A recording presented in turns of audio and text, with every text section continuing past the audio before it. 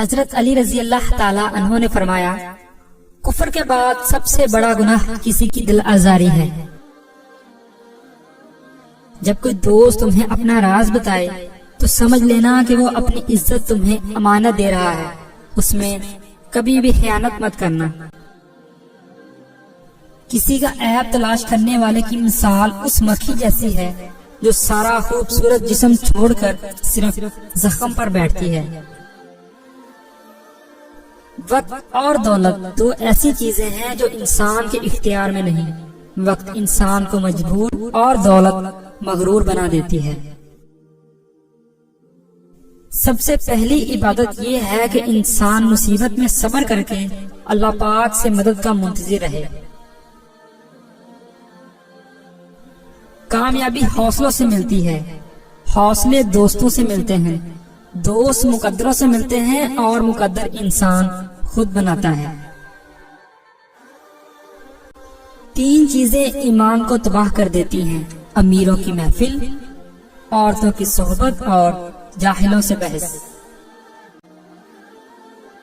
جو شخص تمہارا غصہ برداشت کر لے اور ثابت قدم رہے تو وہ تمہارا سچا دوست ہے۔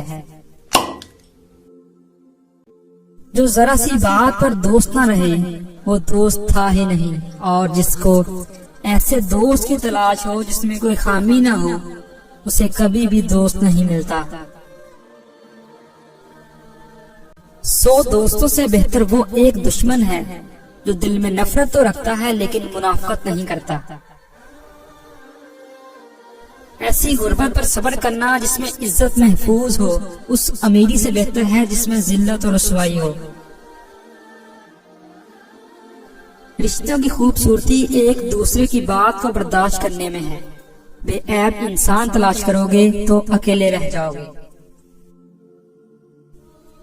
انسان کے کردار کی 2 منزلیں ہیں: دل میں اتر جانا یا دل سے اتر جانا۔ زندگی کی اصل خوبصورتی یہ نہیں کہ آپ کتنے خوش ہیں، بلکہ زندگی کی اصل خوبصورتی تو یہ ہے کہ دوسرے آپ سے کتنے خوش ہیں۔ دوستوں کے غم میں ہر حال میں شامل ہوا کرو، لیکن خوشیوں میں تب تک نہ جانا جب تک وہ تمہیں خود نہ بلائیں۔ جس کو تم سے محبت ہوگی وہ تم کو فضول اور ناجائز کاموں سے روکے گا۔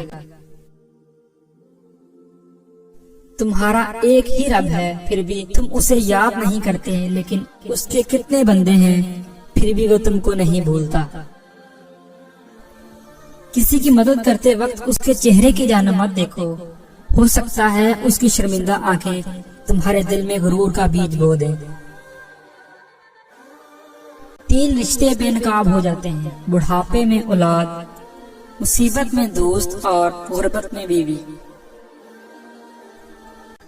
کسی کے خلوص اور پیار کو اس کی بیوقوفی مت سمجھو، ورنہ کسی دن تم خلوص اور پیار تلاش کرو گے اور لوگ تمہیں بیوقوف سمجھیں گے۔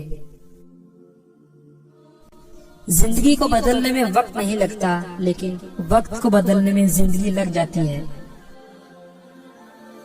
نیک لوگوں کی صحبت سے ہمیشہ بھلائی ہی ملتی ہے، کیونکہ ہوا جب پھولوں سے گزرتی ہے تو وہ بھی خوشبودار ہو جاتی ہے۔